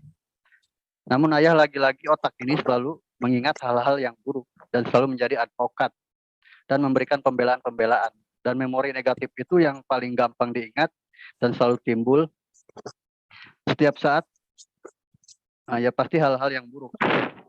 Pertanyaannya Ayah, bagaimana mereka yang sudah terlanjur melakukan kebodohan, merugikan orang lain, dalam bahasa agama kita sebut kemaksiatan. Langkah-langkah apa saja sih yang paling efektif agar memori negatif itu tidak selalu muncul ke permukaan? Mungkin itu saja ya. Terima kasih dan mohon maaf di luar tema. Oke, ini masih tema Mas Abim. Tidak di luar tema ya. Kita hari ini kan sedang bicara tentang upavasa, berdiam diri dalam keluhuran. Dan malam ini juga kita sudah mulai puasa nih, ya. Sudah mulai mengajarkan diri untuk upavasa, cari metode supaya kita berada di dalam keluhuran. Dan pertanyaan Mas Abim ini kan pertanyaan yang kehadiran Mas Abim di sini aja, itu sudah bukti bahwa Mas Abim ingin berdiam diri dalam keluhuran. Jadi sebetulnya bagi saya tidak keluar dari konteks ya. Baik. Setiap orang punya masa lalu. Ya, ada yang baik, ada yang buruk. Gini, Mas Abim. Baik buruk itu sebetulnya adalah buatan pikiran kita. Baik buruk itu adalah penilaian kita sendiri. Sebetulnya ya, kebenaran itu bisa jadi dilahirkan oleh kesalahan, Mas Abim. Kebenaran itu bisa jadi dilahirkan oleh kesalahan. Jadi bukankah sebetulnya ya Thomas Alva Edison itu menemukan lampu setelah melakukan kesalahan 1000 kali. Dan justru kebenaran tentang lampu ini ditemukan setelah kesalahan 1000. Dan kalau tidak melakukan kesalahan yang 1000 kali, tidak ada tuh lampu. Langkah yang ke-1001 itulah ditemukan yang namanya kebenaran. Jadi sebetulnya tidak boleh kita ini benci pada kesalahan. Karena kesalahan itu punya jasa yang besar loh untuk untuk menghasilkan kebenaran. Ya, gitu. Tidak boleh benci sama kegagalan. Kegagalan itu jasanya besar loh untuk mengantarkan kita ke keberhasilan. Tidak boleh kita itu benci sama orang yang tidak sabar. Karena orang yang tidak sabar itu guru kita untuk meningkatkan kesabaran kita. Tidak boleh kita juga benci kepada orang-orang yang tidak baik sama kita. Karena mereka dihadirkan untuk meningkatkan cinta kasih kita kepada dia. Kalau kita hanya baik pada orang yang baik pada kita kan biasa. Tapi kalau kita bisa baik sama orang yang tidak baik sama kita, jadi orang yang tidak baik itu sarana bagi kita. Tidak boleh benci sama orang yang minta-minta kepada kita. Karena orang yang minta-minta kepada kita itu justru menyediakan tempat supaya kita berbuat baik. Jadi sebetulnya sudut pandang kita yang harus diubah supaya baik. Ya, gitu. Nah, terus tadi ya, bagaimana saya ingin melepaskan ingatan saya dari apa yang membuat saya telah terjerumus melakukan dalam tanda kutip yang buruk dalam pandangan. Dan sebetulnya gini, Mas Abim. Mas Abim sekarang menyadari bahwa sebetulnya dulu saya pernah melakukan itu. Itu saja sudah hijrah sebetulnya. Itu sudah bagus itu, sudah tidak usah ditanya caranya kepada saya. Karena apa? Setiap perbuatan apapun akan ada akibatnya. Akibat itu yang mengajarkan kita. Kita akan diajarkan oleh akibat yang dibuat oleh sebab yang kita timbulkan. Jadi sebetulnya semesta ini mengajarkan kita dengan hukum sebab akibat. Setiap sebab itu ada akibatnya. Dan akibat itu mengajarkan kepada kita untuk bisa merefleksi sebab yang kita buat. Jadi sudahlah sekarang ya, tidak usah terlalu cemas dengan itu. Tetapi kalau ditanya caranya, saya kasih tahu caranya. Kita harus belajar mindfulness. Mindfulness itu artinya adalah kita belajar untuk selalu sadar bahwa hidup itu di sini, saat ini, sekarang. Ulangi, hidup itu di sini, saat ini, sekarang. Masa lalu itu tidak ada, sudah lewat. Tinggal sejarah. Masa depan juga belum ada, masih misterius gitu. Yang ada itu adalah di sini, saat ini, sekarang. Oleh karena itu maka belajar mindfulness berarti belajar untuk menarik pikiran agar pikiran tidak lompat ke masa lalu, tidak lompat ke masa depan. Caranya gimana? Olah nafas. Jadi yang paling sederhana mindfulness adalah latihan olah nafas. Tarik nafas yang dalam, hitungannya 1, 2, 3, 4. Tahan di dalam 1, 2, 3, 4, 5, 6, 7. Buang perlahan-lahan, hitungannya 9. Saya kasih rumusnya ya, 4, 7, 9. Coba Mas Abim sering melakukan olah napas dengan hitungan 4, 7, 9. Tarik napasnya hitungan 4, tahan napasnya hitungan 7, buang napasnya hitungan 9. Sering melakukan itu. Lama-kelamaan kita akan mengetahui the power of now. Kekuatan saat ini. Itu yang namanya mindfulness. Itu obat yang sangat mujarab supaya kita tidak terlempar ke masa lalu dan tidak terlempar ke masa depan. Begitu terlempar ke masa lalu kita akan sedih. Terlempar ke masa depan kita pun akan cemas dan takut. Itu caranya, ya. Itu lakukan mulai sekarang, nggak usah nunggu bulan Ramadan, ya. Baik, terima kasih Mas Abi, Mas Abim. Ada Pak Jenur Rahman di belakang, biasanya bagian menutup nih. Ada Mas Fusvita ya, silakan. Fusvita ya, silakan Mas Fusvita. Ya, Assalamualaikum warahmatullahi wabarakatuh, Ayahanda. Waalaikumsalam warahmatullahi wabarakatuh. Maaf Silakan, ini Mas. Zoom-nya saya punya istri. Kebetulan saya punya HP agak sudah lowbat baterainya, Ayahanda. Oke. Baca salam dari Mamuju, Sulawesi Barat yang selalu menyimak channel-channel Pak Ayahanda yang sungguh luar biasa menurut kami di sini. Dan beberapa teman-teman, kurang lebih 300 orang di sini selalu menyimak channel-channel Ayahanda. Namun malam ini menurut saya satu pembahasan yang sangat spesial karena berkaitan dengan saum yang tidak lama lagi kita akan memasuki Ramadan sebulan ini. Namun ada yang menggelitik, masih tanda tanya buat saya ini, karena kalau kita perhatikan di dalam Quran ini Al-Baqarah 183 itu puasa diwajibkan. Sementara di ayat-ayat lain bicara kaitannya dengan sholat itu tidak ada wajib kalau tidak salah. Yang ada adalah akibat salah. Tapi kalau di puasa ini itu wajib. Mungkin seperti apa penjabarannya kenapa bisa seperti itu Ayanda? Apakah lebih penting itu puasa dibandingkan dengan sholat atau sebaliknya? Saya mohon pencerahan di situ. Yang kedua adalah tentang puasa ini biasanya para mursyid-mursyid itu memberikan definisi bahwa puasa itu adalah merantai hawa nafsu. Karena memang musuh terbesar kita ini adalah hawa nafsu itu sendiri yang berdiam pada diri kita, yaitu nafsu buruk. Olehnya itu bisa tidak dijabarkan apa yang telah diajarkan oleh leluhur kita di salah satu simbol Pancasila itu ada rantai di situ, rantai yang tiada putusnya. Barangkali ada korelasinya ke situ, Ayahanda. Mudah-mudahan malam ini dengan seluruh penonton ya ada pencerahan bagi kita semua dalam rangka untuk melaksanakan puasa baik syariat maupun hakikat ini, karena memang tidak bisa dipungkiri kalau di kampung kami di sini Ayahanda, ya memang saya lihat banyak taklid buta dalam melaksanakan puasa ini. Dia tidak memahami apa itu sebenarnya puasa. Pokoknya yang penting melakukanlah. Terima kasih Ayahanda.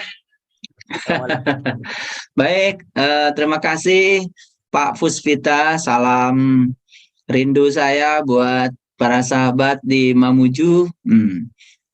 Banyak juga yang sudah datang ke Bandung dari Makassar, dari Sulawesi Tengah, ya.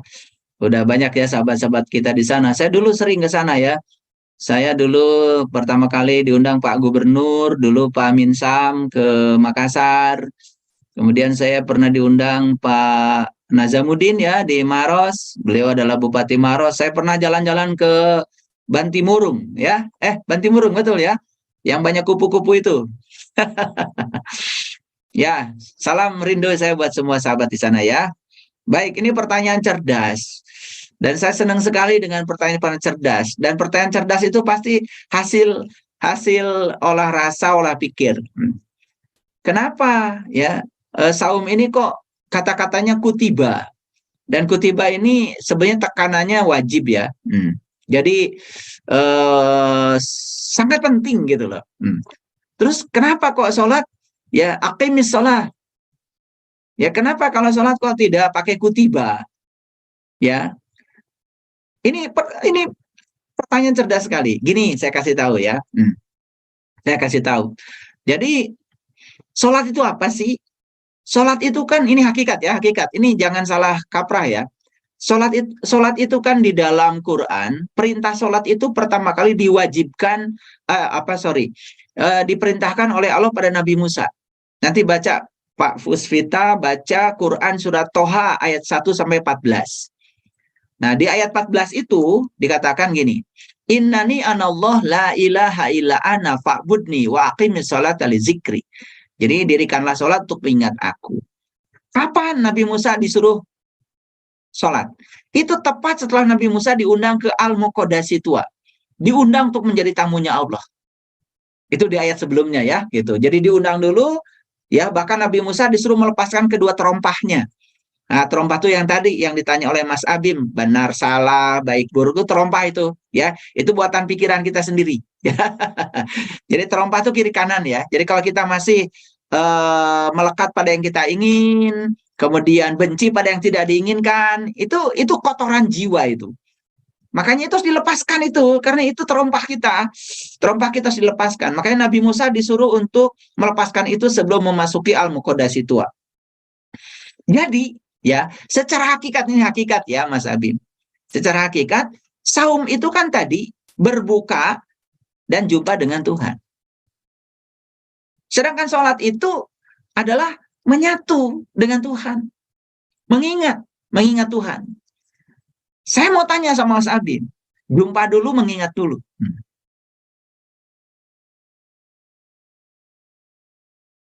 Mas Abim, Pak Puspita.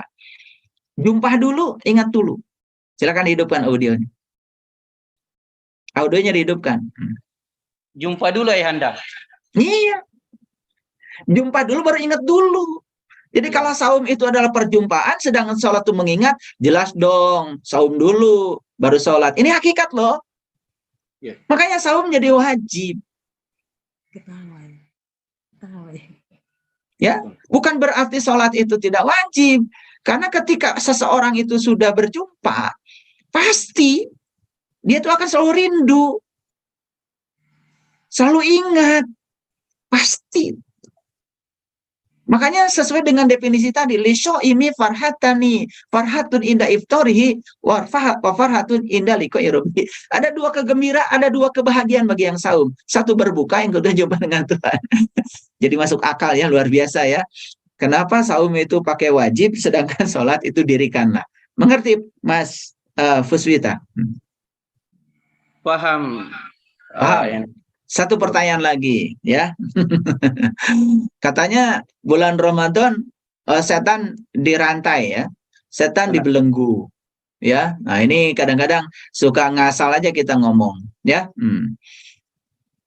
Kalau setan itu dibelenggu, kan pertanyaannya sederhana. Siapa yang membelenggu? Dan bagaimana cara membelenggunya? Dan kemudian siapa setan? Nih, kalau Mas Puspita mau bangun malam, kan sebetulnya sebelum tidur suka niat, nanti malam saya membangun malam. Kan begitu. Kemudian disiapkanlah HP. Ya, kemudian jam 2 malam HP-nya berdering. Nah, biasanya kan begitu berdering langsung HP-nya diambil dan dimatikan. Betul nggak? Lalu setelah dimatikan kemudian ada yang bisik. Dingin. Benar. Ngantuk. Yes. Nah, siapa yang berbisik itu? Setan. Yang berbisik itu setan. Jadi setan itu apa? Setan itu wujudnya adalah nafsu. Pikiran kita yang tidak sadar. Pikiran kita yang gelap. Pikiran kita yang gelap itulah yang namanya setan. Selama ini kita memandang setan itu makhluk yang diciptakan Tuhan, yang selalu nguber-nguber kita, yang selalu disalahin oleh kita, yang selalu kambing hitam kita. Padahal yang membisiki tadi, yang membisiki Pak Puspita, ngantuk. Siapa? Kan pikiran Mas Puspita sendiri. Benar. Bukan yang lain. Jadi setan itu adalah pikiran yang tidak tercahayakan oleh cahaya ilahi. Dalam pengertian pikiran yang ada dalam kegelapan. Pikiran yang tidak tersadarkan. Makanya yuwaswisu, suka membisik. Membisik itu jaraknya nggak jauh dong, pasti dekat. Yuwaswisu fisudur, yang suka membisikkan kesadaran kita.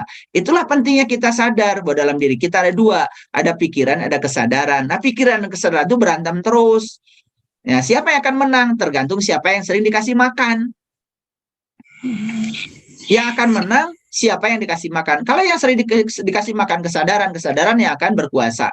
Kalau yang sering dikasih makan adalah pikiran gelap yang akan berkuasa. Jadi tergantung kita mau ngasih makan siapa. Ya, gitu. Nah, kemudian ada kaitan nggak rantai dengan apa yang ada di dalam Pancasila? Ya luar biasa sebetulnya kan. Jadi rantai dalam Pancasila itu kan lambang dari persatuan Indonesia. Ya. Persatuan itu kan gini, rantai itu. Rantai itu gini. Ya, rantai itu gini. Ya, berpegangan gini ya. Dan jadi lingkaran yang sempurna. Jadi lingkaran yang sempurna. Luar biasa itu Bung Karno itu. Nah, untuk mencapai persatuan Indonesia itu, yang pertama, kita harus mencapai ketuhanan dulu. Ketuhanan itu bukan Tuhan. Makanya Pancasila sila pertama bukan Tuhan yang Maha Esa, tapi ketuhanan yang Maha Esa. Karena ketuhanan dengan Tuhan beda. Kalau ketuhanan itu pengalaman bersatu dengan Tuhan. Nah, kalau sudah mencapai pengalaman bersatu dengan Tuhan, namanya ketuhanan, masuklah yang kedua, kemanusiaan. Bukan manusia. Karena ciri manusia itu punya kemanusiaan. Manusia yang tidak punya aspek kemanusiaan tidak layak disebut manusia. Jadi kemanusiaan. Nah, kalau sudah mencapai ketuhanan, mencapai kemanusiaan, berikutnya baru persatuan. Dan persatuan itu kan artinya kalau ada perbedaan. Ketika kita mampu menerima dan menghargai perbedaan, disitulah kita baru berbicara soal persatuan. Kalau sudah sama, nggak perlu ada persatuan. Persatuan itu justru menerima dan menghargai perbedaan. Makanya orang-orang yang sudah mencapai tingkatan saum, pada tingkatan yang hakikat tadi, dia sudah bisa melihat bahwa semua adalah dia. Maka dia mulai bisa menghargai perbedaan itu. Makanya orang yang suka mencaci maki orang lain, menghujat orang lain yang berbeda dengan dirinya, karena dia belum kemana-mana, itu kurang gaul. Benar. Itu aja ya, kurang gaul. Oke, ya. Nah, tadi saya lihat di chat selintas ada yang mengatakan kan saum itu dimulai dari fajar sampai terbenam matahari. Betul, ya. Jadi sebetulnya fajar itu apa? Fajar itu kan saat dimana matahari menyingsing. Jangan lupa loh, matahari ada dua. Ada matahari jasmani, ada matahari ruhani. Maka di Quran surat Ar-Rahman dikatakan Rabbul Masyriqain wa Rabbul Maghribain. Ingat ada dua matahari. Makanya kalau kita saum hanya menikmati terbitnya fajar pagi, ya itu saum dalam dimensi fisik. Kita harus mengalami saum di mana fajar itu terbit dalam diri kita. Kita harus menyaksikan matahari yang satu lagi dalam diri kita. Itu baru keren saumnya. Makanya saumnya bisa mencapai yang 5 tadi, ya. Spiritualnya tercapai, intuisinya tercapai, mentalnya juga diperbaiki, energi dalam tubuh diperbaiki, kemudian fisiknya juga keren. Mantap. Oke. Baik ya. Saya dari pagi ini ya, saya belum istirahat. Tapi karena kecintaan saya pada kalian semua, malam ini barusan begitu sampai rumah, saya mandi, langsung siapkan laptop saya. Kebetulan tim IT sudah menunggu, tapi saya tetap akan hadir kalau saya sudah membuat pengumuman. Jadi untuk yang lain-lain, terima kasih atas responnya. Udah Japri, Mas Abim, Pak Puspita, semoga suatu saat kita bisa jumpa ya secara langsung untuk belajar langsung, karena puasa yang khusus itu tidak bisa diajarkan secara lisan, itu harus praktek langsung bersama saya. Baik, baik, oke ya, salam rindu buat sahabat-sahabat tim Mamuju ya, Pak Puspita. Baik, yang terakhir saya persilakan Pak Jenur Rahman. Biasanya Pak Jenur Rahman tidak bertanya ya, tetapi menyimpulkan biasanya membantu saya. Silakan Pak Jenur Rahman. Terima kasih Ayah. Assalamualaikum warahmatullahi wabarakatuh. Waalaikumsalam warahmatullahi wabarakatuh. Buat semua sahabat-sahabat Zoom dan salam bahagia juga buat sahabat-sahabat BSI. Terima kasih Ayah telah dikasih kesempatan untuk bisa bergabung dan dikasih waktu.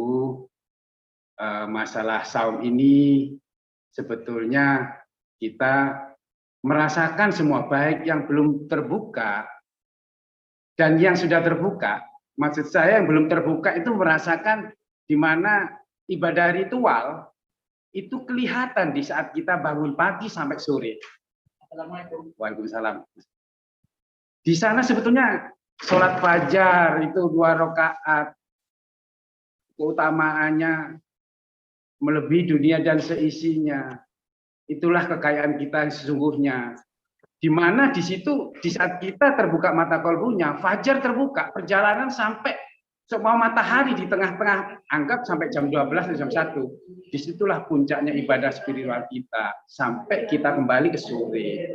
Nah, itulah ibadah ritual yang ada pada diri kita yang kelihatan siang ini sebetulnya itu mata kolbu gelap. Di saat spiritual di dalam kegelapan itu nyata di dalam diri kita sendiri. Nyata sekali. Bahkan saya sering melakukan praktek terhadap orang yang sudah terbuka mata kolbunya, Ayah, sama yang belum, Ayah. Termasuk mbah saya sendiri yang meninggal. Mbah saya itu belum sampai mengenal ilmu ini, Ayah. Adiknya mbah. Di saat mau meninggal, ya Allah, disinilah kita teman-teman semua harus sebisanya harus bisa terbuka mata kolbu. Karena apa? Di saat Mbah saya meninggal, di situ sudah dituntun la ilaha illallah, dituntun bacaan-bacaan syahadat. Tapi di saat meninggal, begini ayah, minta tolong. Di situ kan saya banyak belajar dari praktek seperti itu, juga meneliti ayah, bahwa pelajaran la ilaha illallah, syahadat itu adalah amalan yang harus kita lakukan. Di sini, dan jasmani inilah sebetulnya Allah memberikan luar biasa. Kalau kita nggak tahu, ya akan jadi kendala, jadi beban pada kita. Tapi kalau kita tahu jasmani ini sungguh luar biasa. Tanpa ini, yang sudah meninggal pun saya tanya, coba kamu masuk ini, rasa bismillah ini. Nggak bisa saya. Ini orang meninggal lah ya. Nggak bisa saya. Makanya di sini saya juga merasakan di Indonesia ini yang mayoritas, kenapa ini dulu nggak diajarkan? Atau memang dulu itu kayak ada yang backup, itulah ya. Memang perjalanan spiritual itu kadang-kadang kita nggak bisa memikirkan sesuatu di luar akal. Bagaimana mungkin manusia yang sebesar ini bisa masuk ke lubang jarum? Itu akal nggak akan bisa menerima. Tapi di saat kita mau mengosongkan diri seperti ayah katakan tadi, kita belajar, tidak ada yang mungkin. Bahkan kita bisa menerima. Allah benar sekali mengatakan nggak pernah mempersulit hamba-hambanya. Sangat mudah kalau yang sudah dipegang oleh orang-orang yang tercelahkan. Hanya kita sendiri yang sering ngeblok, kita sendiri yang sering menolak, kita sendiri yang terlalu kemelekatannya tinggi. Tanpa ini, tanpa itu nggak mustahil kita bisa ke sana. Orang yang berspiritual melakukan saum sesungguhnya, aduh, gimana ya kalau ngomong ya. Setelah sholat aja kita memikirkan adzan. Nggak berani rasanya kita mau ngomong, ayah, mau keras melakukan adzan. Dari Allahu Akbar sampai la ilaha illallah ditutup. Ya Allah, luar biasa kebesaran Allah di sana. Nggak sembarang loh kita itu teriak-teriak adzan kalau kita nggak tahu maknanya di dalam. Benar sekali. Nabi Muhammad itu mencontohkan yang mayoritas yang sangat populer ya di YouTube ayah itu diutamakan sholat, tapi jarang sekali contoh yang paling bagus di antara contoh-contoh Nabi, yaitu Nabi itu bisa Isra dan Mi'raj. Dan itulah awal sebetulnya kita harusnya belajar beragama. Mereka yang mampu menjiwai agama, jiwanya akan hidup, jiwanya akan damai. Apapun yang kita lakukan di dunia ini, ibadah-ibadah ritual, yang saya alami sendiri, dari saya sendiri ayah ya, mbah saya sendiri, meninggalnya nggak bisa pulang ayah, tanpa kita bisa menolongnya. Makanya orang tercerahkan kalau kita bisa spiritual, nggak ada itu kita sampai saling silang, oh Nabi Muhammad ayahnya kafir, pamannya kafir, tidak ada. Karena saya pasti yakin, hakul yakin Nabi Muhammad pun juga kalau dia sudah ke sana siapapun yang dipanggil pasti dia akan datang. Itu ayah. Semoga teman-teman di sini semua yang ikut Zoom bisa berpuasa, bisa belajar dari ayah. Saya sendiri juga merasakan ada kesamaan dari komunitas kami karena belajar ini kita diambil janji, berjanji sama Allah. Sedang kita belajar untuk saum ini, kita punya guru juga dijanji untuk diberi, salah satunya kita sendiri punya tongkat Musa untuk membelah samudra. Enggak sembarang, benar kata ayah, dikasihkan ke orang sembarangan. Karena ilmu itu suatu mutiara bagi mereka yang bisa memiliki sifat luhur dulu, insya Allah akan mudah untuk bisa ke sana. Terima kasih ayah. Assalamualaikum warahmatullahi wabarakatuh. Waalaikumsalam warahmatullahi wabarakatuh. Terima kasih Pak Jono Rahman. Selalu menguatkan, menegaskan betapa pentingnya kita belajar meniti ke dalam diri agar kita bisa melaksanakan semua ritual agama itu dengan ruhnya, bukan sekedar melaksanakan luarnya saja supaya kita tidak terjebak menjadi robot.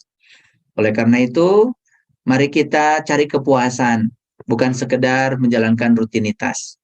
Kita menjalankan rutinitas memindahkan makan dari siang ke malam itu sudah bertahun-tahun. Apakah iya dengan itu kita bisa mengalami Idul Fitri seperti tadi? Apakah iya kita bisa mengalami janur? Apakah kita bisa mengalami kupat? Tentu saja itu pertanyaan harus dijawab oleh diri kita masing-masing. Jadi malam ini saya sengaja mengupas bab ini supaya kita semua sadar bahwa sebetulnya para nabi, para rasul itu mengajarkan saum dan puasa bukan sekedar mengatur pola makan, tapi juga mengatur pola pikir, mengatur juga pola tingkah, mengatur juga bagaimana teknik untuk menyucikan jiwa kita. Baik, terima kasih. Selamat malam, selamat berkumpul dengan keluarga. Semoga para sahabat semuanya selalu sehat, damai, bahagia, berkelimpahan berkah dan sukacita. Dan kita doakan juga semoga semua makhluk di semesta ini selalu berbahagia. Terima kasih. Salam.